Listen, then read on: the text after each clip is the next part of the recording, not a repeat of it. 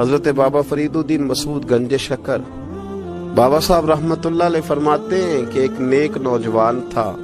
دن کو روزہ رکھتا، رات کو نماز پڑھتا، پر اللہ سے ڈرتا پھر بھی بہت ہی زیادہ تھا، بڑا ہی ڈرتا تھا۔ موت کا وقت آیا تو ماں ہی تھی بس اس کی، تو ماں سے کہنے لگا اماں میری ماں ہے، میرے ساتھ 3 وعدے تو کر۔ اس نے کہا پتر تو بتا،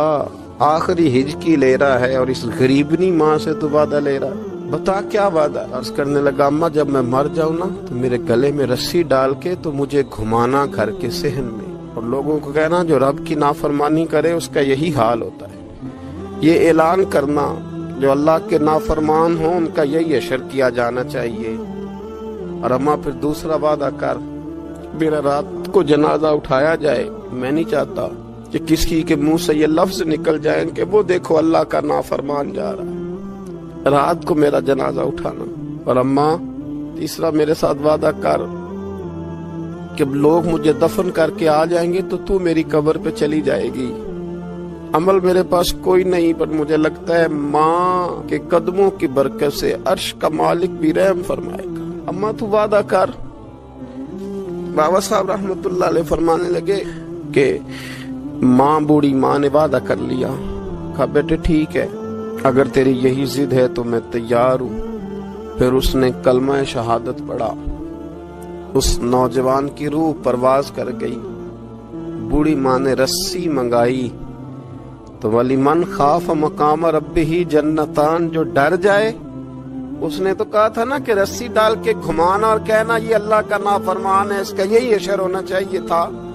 لیکن جب ماں گلے میں رسی ڈالنے لگی تو گھر کے ہر کونے سے آواز آنے لگی خبردار یہ رب کا دوست ہے، اللہ کے دوستوں کے ساتھ اس طرح کا معاملہ نہ کیا جائے، اسے چھوڑ دیا جائے۔ اور کہا تمہیں کچھ بھی اور کرنے کی ضرورت نہیں ہے، یہ تو رب کا دوست ہے اور رب کی بارگاہ میں حاضر ہو گیا۔ کوئی بندہ کہے گا کہ یہ تو ایک بابا فرید کا سنایا ہوا واقعہ ہے، سنیے بخاری میں حدیث ہے، نبی پاک صلی اللہ علیہ وسلم نے فرمایا، حضرت ابو ہریرہ رضی اللہ تعالیٰ عنہ راوی ہیں، حضور فرماتے ایک شخص مرنے لگا تو اپنے بچوں سے کہنے لگا کہ میں جب مر جاؤں تو مجھے جلا دینا،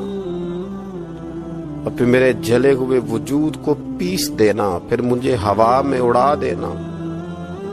پتر مجھے اڑا دینا، مجھے بڑا ڈر لگتا ہے، اگر رب نے مجھ سے حساب پوچھا تو میں قابل نہیں ہوں، اڑا دینا مجھے ہواؤں میں،